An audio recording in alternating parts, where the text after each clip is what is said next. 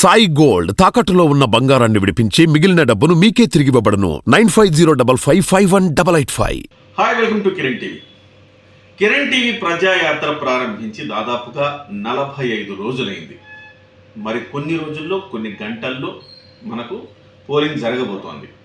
ఈ నేపథ్యంలో ఈ 45 రోజుల పాటు అనేక నియోజకవర్గాలు తిరిగాను, చాలామందిని ఇంటర్వ్యూ చేశాను.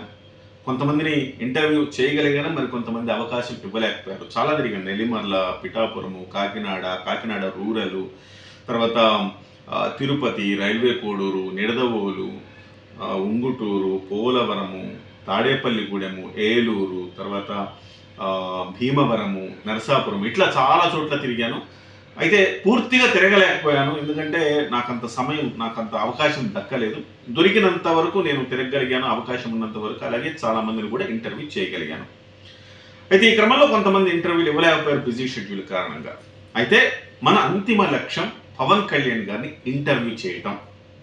ఆ ఇంటర్వ్యూ ఎన్నికల ముందు ఉండొచ్చు, ఎన్నికల తర్వాత ఉండొచ్చు. మొత్తం మీద అయితే డెఫినెట్గా రిజల్ట్ లోపు పవన్ కళ్యాణ్ గారిని ఇంటర్వ్యూ చేస్తానన్న నమ్మకం అయితే నాకుంది. నా ప్రయత్నం నేను చేస్తూ ఉన్నాను.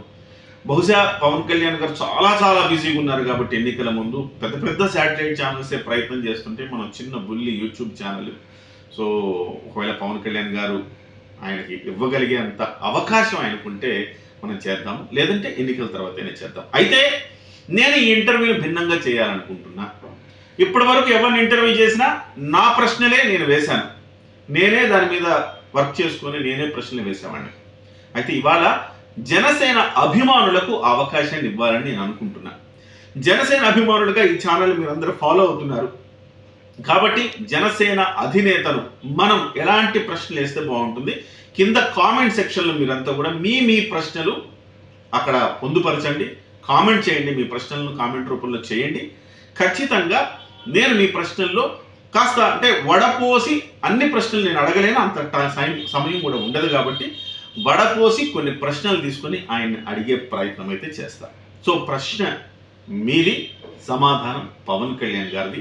అనుసంధానం చేయడానికి నేను సిద్ధంగా ఉన్నాను. మీరు దయచేసి మీ ప్రశ్నని చాలా హుందాగా ఉండాలి, పద్ధతిగా ఉండాలి. చాలా ఎవరు చెయ్యని అంటే ఏ ఛానల్ టచ్ చేయని అంశాన్ని టచ్ చేయగలగాలి. ఒకసారి ఆలోచించండి. మీ ప్రశ్నల్ని కామెంట్ రూపంలో తెలియచేయండి. నమస్తే.